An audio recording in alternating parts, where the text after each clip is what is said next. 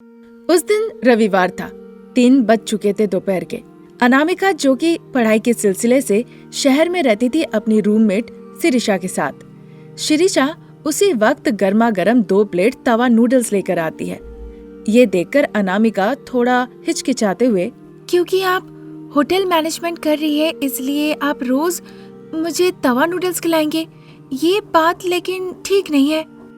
अरे पागल लड़की, तुम्हें इस तरह के तवा नूडल्स कहीं नहीं मिलेंगे, क्योंकि आज तक ऐसे तवा नूडल्स किसी ने बनाया ही नहीं। तो फिर तुम तवा नूडल्स का ठेला लगा दो ना। मैं नहीं लगाऊंगी, तुम्हें सीखना होगा। मुझे? क्यों? क्योंकि तुम्हारी सासू माँ नूडल्स बेचा करती थी। तुमने ही मुझे कहा था ना। मेरी सासू माँ नूडल्स बेचती थी, तो मुझे क्यों तवा नूडल्स बेचना है? इसमें क्या मेल है? ठीक है, पहले इस गर्मा गर्म तवा नूडल्स को खा लो, नहीं तो इसका स्वाद चला जाएगा। इतना कहकर शिरीषा बेड पे बैठ के खाने लगती है। अब कोई और चारा नहीं था, इसलिए अनामिका भी बैठ के नूडल्स खाने लगती है। तभी कॉलिंग बेल बजता है। अनु, तुम यहाँ बैठ के खाओ, मैं देख कर आती हूँ कौन आया है। इतना कहकर शिरीषा दरवाजा खोलने के लिए गई। ट्रेडिशनल कपड़ों में रमेश, जो कि 2 खाने का डब्बा लेकर वहाँ पर खड़ा था। शिरीषा को खाने की खुशबू बड़ी अच्छी लगती है। उसके मुंह में पानी आने लगता है। देखो बाबू, हमें खाने की चीज की जरूरत नहीं है। तुम्हें क्या लगा तुम खुशबूदार खाना लेके आओगे, दरवाजा खटखटाओगे तो हम उसे खरीद लेंगे? वो संभव नहीं है। जाओ अभी तुम यहाँ से, जाओ। वो बात नहीं है आंटी। रमेश के आंटी कहने पे शिरीषा को बड़ा गुस्सा आता है। वो मुंह पे दरवाजा बंद करके सीधा अनामिका के पास चली जाती है। कोई बाहर खाने का डब्बा लाके खाना बेच रहा है। इतनी खूबसूरत लड़की को देखकर उसने मुंह पे आंटी कह दिया। ये बात सुनकर अनामिका जोर जोर से हंसने लगती है। तब तक रमेश फिर से कॉलिंग बेल बजाता है। कॉलिंग बेल सुन के शिरीषा कहने लगती है, अगर मैं फिर से उस आदमी को देखी ना, फिर तो उसका। ऐसा कहकर वो कॉकरोच मारने वाला हिट हाथ में लेकर बाहर देखने को जाती है। अरे अरे, ऐसा करोगी तो बहुत मुसीबत हो जाएगी। उसे मैं समझाऊंगी, जब तक वो ना समझे तब तक समझाऊंगी। तुम यहीं पे रुको। इतना कहकर बेड से उतर के वो देखने के लिए जाती है। शहर में शारदा घर पे नूडल्स बनाती है। उसे पैकेट में भर के उसे जगह जगह पर ले जाकर बेचती है। जिसे पैकेट वाला नूडल्स चाहिए होता है, शारदा से वो खरीदते हैं। शारदा मुस्कुराहट के साथ सभी को बेचती है। बेचते बेचते शारदा को बहुत प्यास लग जाती है, तो वो एक घर पे जाकर पूछती है, मैडम घर पे है क्या? इस तरह आवाज लगाती है। आवाज सुन के अपर्णा बाहर निकल आती है। क्या हुआ? मैडम, बहुत प्यास लगी है, थोड़ा पानी मिलेगा क्या? रुको, ले आती हूँ। इतना कहकर अपर्णा वहाँ से चली जाती है। वहीं खड़े खड़े शारदा चारों तरफ देखने लगती है। तब तक अपर्णा एक पानी का बोतल लेकर आती है। ये पानी का बोतल अपने साथ ले जाइए, जब भी प्यास लगे तो पानी पी लीजिएगा। ऐसे वक्त में पानी के लिए कहाँ कहाँ घूमेंगी। आपका बहुत बड़ा दिल है माँ जी। इतना कहकर शारदा वो बोतल लेकर वहाँ से चली जाती है। तब तक वहाँ अनामिका दरवाजा खोलकर देखती है कि दरवाजे के सामने रमेश खड़ा है। उसे देखकर अनामिका बहुत खुश हो जाती है। अरे आप शहर कब आए? आने से पहले एक बार बताया नहीं। अनामिका, यहीं पे खड़ी खड़ी बात करोगी या अंदर बुलाओगी भी? सॉरी रमेश, आपको देखकर इतना खुश हो गई कि आपको अंदर बुलाना ही भूल गई। आइए अंदर आइए। उसके कहने पर रमेश अंदर आता है। शिरीषा उसे डांटने ही वाली थी कि अनामिका उसे रोक लेती है और उसे रमेश के बारे में बताती है। चाहे कुछ भी हो, फिर भी आपने मुझे आंटी क्यों कहा? अनामिका, आंटी कहने में कोई गुनाह है? इस तरह पूछने पे अनामिका रमेश को आंटी शब्द का मतलब समझाती है। तब जाके रमेश को समझ आता है कि शिरीषा को दुख क्यों हुआ। सॉरी बहन, मुझे आंटी का मतलब पता नहीं था। ऑटो में आ रहा था तो किसी ने आंटी बोला, मुझे सुन के बड़ा अच्छा लगा इसलिए बोल दिया। अब समझ में आया कि तुम्हें बुरा क्यों लगा, मुझे माफ कर देना। इस तरह कहने पे शिरीषा खुश हो जाती है। फिर वो तीनों अंदर जाके बिस्तर के ऊपर बैठ के बातचीत करने लगते हैं। सभी एक साथ बैठ के तवा नूडल्स खाते हैं। उधर शारदा अपनी टोकरी को बगल में रख के फुटपाथ के बेंच के ऊपर बैठी होती है। मैंने कितनी बार कहा था, बेटा तुम अनामिका से मिलने जा रहे हो, वहां जाके मुझे फोन करना। ठीक है, मैं ही करती हूँ। शारदा फोन करती है। फोन की घंटी सुन के रमेश फोन देखता है। अनामिका, माँ तुमसे बात करना चाहती है, लो बात कर लो। इतना कहकर रमेश अनामिका को फोन देता है। अनामिका और शारदा काफी देर तक बातचीत करती है। उसके बाद, आंटी, रमेश को मैं रात के बस से भेज दूंगी। ठीक है अनामिका, ध्यान रखना, जो भेजा है खा लेना। ऐसा कहकर अनामिका फोन रख देती है। फिर अनामिका और रमेश दोनों पार्क में जाते हैं। वहाँ आइसक्रीम खाते हैं, प्यार से बातचीत करते हैं। अंधेरा होने तक वो रमेश को बस में चढ़ा के अपने रूम में लौट आती है। तुम रमेश से कब शादी करोगी? जैसे एग्जाम्स खत्म हो जाएंगे मैं गांव चली जाऊंगी, फिर मैं बताऊंगी तुम्हें शादी में। लेकिन शिरीषा, तुम्हें जरूर आना होगा। मैं आऊंगी, पर उससे पहले चलो मैं तुम्हें तवा नूडल्स बनाना सिखा देती हूँ। कहकर वो अनामिका को खींचते हुए जबरदस्ती किचन में ले जाती है। इसी तरह दिन निकल रहे थे। अनामिका के अब परीक्षा भी खत्म हो जाते हैं। इसी के साथ साथ अनामिका अब तवा नूडल्स कैसे बनाना है वो भी अच्छे से सीख जाती है। फिर एक दिन वो शारदा के घर में जाती है। अनामिका को देखकर शारदा, प्रसाद बहुत खुश होते हैं। आंटी, मेरे फाइनल एग्जाम्स हो गए हैं, रिजल्ट आने में टाइम लगेगा। तब तक क्या मैं आपके साथ आकर यहाँ पे नूडल्स बेचूं क्या? क्या कह रही हो? तुम इतनी पढ़ी लिखी हो, तुम यहाँ पर आके नूडल्स बेचोगी? कुछ काम करो। काम छोटा बड़ा नहीं होता, ऊपर से आप मेरी होने वाली सासू माँ हैं। ये सुनकर शारदा की आंखें भर आती है, वो रोने लगती है। इसी तरह दिन निकल रहे थे। फिर अगले दिन शारदा के साथ साथ अनामिका भी घर में बनाए हुए नूडल्स लेके टोकरी में करके बेचने निकलती है। पहले वो देखती है कि सासू माँ शारदा किस तरह से घूम घूम के नूडल्स बेच रही है। सुबह से शाम तक घूम घूम के वो नूडल्स बेचती है। उसमें बस 2 या 3 पैकेट ही बिकते हैं। ये देखकर अनामिका को शारदा पे बड़ा ही दया आता है। फिर एक दिन शारदा के पति प्रसाद कहते हैं, शारदा, बेटे और अनामिका का कुंडली दिखा था पंडित जी से, कहा शादी का योग है। तुम बताओ शादी कब करानी है? उनकी बातें सुन के अनामिका शर्मा के वहाँ से चली जाती है। फिर शारदा और प्रसाद एक दूसरे से बात करते हैं और अच्छा मुहूर्त देखकर दोनों की शादी करा देते हैं। अब सासू माँ शारदा के घर में अनामिका बहू बन के कदम रखती है। माँ जी, अब से आप होममेड नूडल्स बनाना बंद कर दीजिए। जब तक मुझे नाती पोती ना मिल जाए मैं ऐसी मेहनत करना चाहती हूँ। नहीं माँ जी, मैंने तवा नूडल्स बनाना सीखा है। हम व्यापार शुरू करेंगे और इस व्यापार से हमें अच्छी कमाई होगी। क्या कहा? तवा नूडल्स का व्यापार? उसके लिए इतने पैसे कहाँ से आएंगे? आप चिंता ना कीजिए, उसके लिए हम उधार लेंगे। व्यापार बहुत अच्छा चलेगा, मुझ पे भरोसा रखिए। इस तरह से वो आश्वासन देती है अपनी सासू माँ को। बहू की बातों पे भरोसा करके वो इधर उधर से उधार लेते हैं। फिर एक अच्छा सेंटर देख के अनामिका तवा नूडल्स का व्यापार शुरू करती है। नूडल्स प्रेमियों के लिए खुशखबरी, अभी तक ऐसे नूडल्स के बारे में ना आपने कभी सुना था, ना आपने कभी खाया था। वो है तवा नूडल्स। आइए आइए, सिंगल प्लेट सिर्फ 50 रुपए में, फुल प्लेट सिर्फ 100 रुपए में। चूँकि आज हमने शुरुआत की है इसीलिए सिर्फ 25 रुपए में मिलेगा, आके खा के जाइए।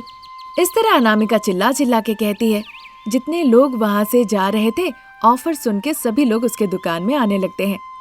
जो भी वहाँ आते हैं तवा नूडल्स उन्हें बड़ा पसंद आता है, तो खा के खुशी खुशी पैसे देकर वहाँ से चले जाते हैं। इसी तरह दिन निकलते हैं। तवा नूडल्स खाने के लिए अब अनामिका के दुकान में भीड़ लगने लगती है। अनामिका का ये तवा नूडल्स का व्यापार रातों रात आसमान छूने लगा। इस व्यापार से उसे बहुत पैसे भी आने लगे। पैसों को देखकर शारदा और प्रसाद बहुत खुश हुए। माँ जी, अब आपने देखा हमारा शुरू किया हुआ तवा नूडल्स का व्यापार कैसे चल रहा है। हाँ बहू, तवा नूडल्स का व्यापार तो बड़ा अच्छा चल रहा है। आप बस खुश रहिए माँ जी, मेरी बस यही इच्छा है। फिर तीनों घर लौट आते हैं। अनामिका बहुत जल्द माँ बनने वाली है, ये खबर सभी को मिलती है। ये सुनकर सभी बहुत खुश होते हैं। उस दौरान भी अनामिका कभी घर में नहीं रही, वो तवा नूडल्स के व्यापार में ही लगी रही। अब सासू माँ बनाने लगी, कैसे बनाना है, क्या करना है, अब सलाह अनामिका देने लगी। अनामिका स्वस्थ तरीके से चारों तरफ घूमते फिरते रहती थी। इस तरह अनामिका के तवा नूडल्स के व्यापार से सभी लोग खुशी खुशी जीवन बिताते हैं। व्यापार भी अच्छा चलने लगता है तो परिवार भी खुशहाल तरीके से चलने लगता है। आज यहीं तक। नई कहानी लेकर जल्द हाजिर होंगे, तब तक के लिए नमस्कार। अचानक से रात में शारदा की नींद खुल जाती है। बिस्तर से उठ के वो खिड़की के पास खड़ी होकर बाहर देखने लगती है। कमला, सरोजा, किशोर, सुमन, अर्पणा सभी लोग आ रहे थे शारदा के घर, हाथ में लाठी लेकर। देखकर शारदा घबरा जाती है, उन्हें देखते ही रहती है। जिन लोगों ने हमें उधार दिया था उन्होंने घर को चारों तरफ से घेर लिया है। सुबह सुबह मेरे और बहू का यहाँ से भाग निकलना मुश्किल होगा। पता नहीं बहू ये जानती है कि भी नहीं। ये सोचकर खिड़की से बेड पर आके बैठती है और सेलफोन उठा के अनामिका को फोन लगाने लगती है। अनामिका उस वक्त सो रही थी। बगल में ही टेबल पे रखा फोन बजने लगा। अनामिका आधी नींद में, बताइए माँ जी। एक बार बाहर आना। क्या हुआ माँ जी? तुम आओ तो फिर तुम्हें सब समझ में आ जाएगा। इतना कहकर शारदा फोन रख देती है। वो लोग जिन्होंने उधार दिए थे वो आके शारदा और अनामिका के घर को चारों तरफ से घेर लेते हैं। तब तक सास बहू हॉल में आके देखने लगती है।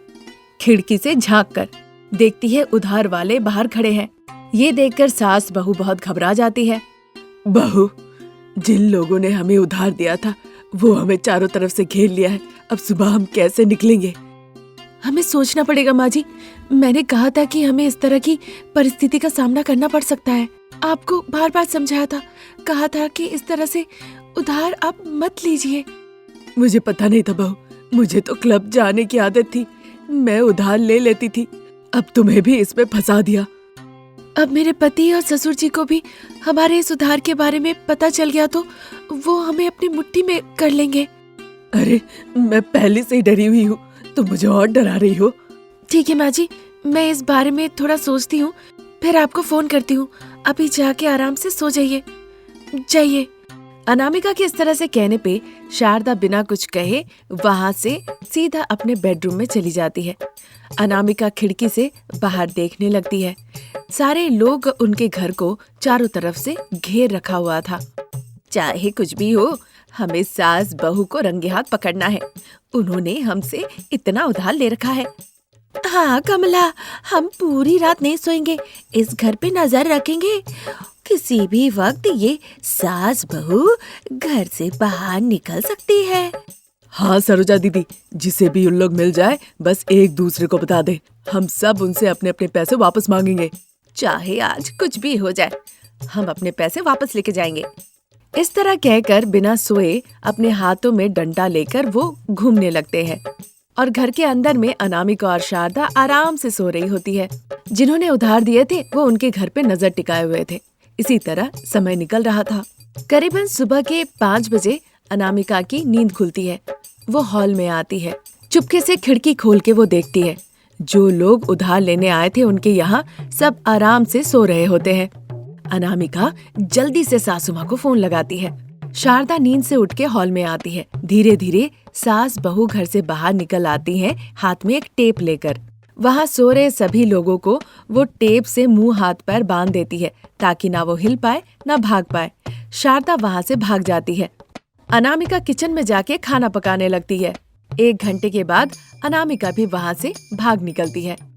अगले दिन कमला पेट्रोल का कैन लेके, सरोजा हाथ में माचिस लेके शारदा के घर की तरफ बढ़ के आती है। मैं शारदा चाची से डरती नहीं, तुम भी मत डरो। हम कड़क होके जाएंगे और पूछेंगे कि हमारे पैसे वो कब वापस करेंगी। ठीक है कमला। अभी तो तुम कहोगी, पर शारदा चाची के सामने जाके पता नहीं सर झुका के क्यों चुपचाप तुम खड़ी रहती हो। तुम एक बात बताओ, शारदा चाची से तुम इतना डरती क्यों हो? वही तो मुझे नहीं समझ में आता कमला। जैसे मैं शारदा चाची को देखती हूँ मेरा मुंह से कुछ नहीं निकलता और खुद ब खुद मेरा सर नीचे झुक जाता है। आज कैसे भी हो शारदा चाची से अपने पैसे वापस लेने हैं और नहीं तो मैं जान ले लूंगी, समझी ना? ठीक है कमला, तुम्हारे पास पेट्रोल है ना? मेरे पास माचिस है। इसका मतलब क्या है? मैं पेट्रोल डालूंगी और तुम माचिस जलाओगी। अगर ऐसी बात है तो क्या तुम चुप रहोगी? उस आग में तुम मुझे ही धकेल दोगी। अरे हाँ सरोजा, मैं तो भूल ही गई थी। अच्छा हुआ याद दिला दिया। तो आवेग में आके मैं पेट्रोल डाल लूंगी खुद पे और तुम माचिस जलाने जाना। पर ऐसा सिर्फ अभिनय करना, सच में कर मत देना। ठीक है कमला। इस तरह दोनों बातचीत करती है। फिर शारदा से पैसे वसूल करने के लिए ये दोनों उनके घर के तरफ जाने लगती है। ठीक उसी वक्त शारदा सोफे पे बैठकर किसी बात को लेकर गहरी चिंतन में थी। बहू अनामिका फ्रिज से चिल्ड ठंडा पानी निकाल के बहू के हाथ में देती है। माँ जी, ये लीजिए ठंडा पानी का बोतल। इस तरह कहने के बाद भी शारदा को उसकी आवाज सुनाई नहीं देती है और वो अपनी गहरी चिंता में खोई हुई रहती है। मैं इतना कुछ कह रही हूँ, सासू माँ नहीं जवाब दे रही है। आखिर में जिंदा है कि नहीं? ये सोचकर वो पानी का बोतल खोल के शारदा के ऊपर डाल देती है। चिल्ड पानी शारदा के ऊपर गिरते ही शारदा गुस्से से कहने लगती है, अरे बहू रानी, तुम यहाँ क्या कर रही हो? माफ कर दीजिएगा माँ जी, बुला रही थी, आपने नहीं सुना तो। देखने के लिए कि मैं जिंदा हूँ कि मर गई हूँ तुम मुझ पे ठंडा पानी डाल दोगी? यही तुम्हारा दिमाग काम करता है?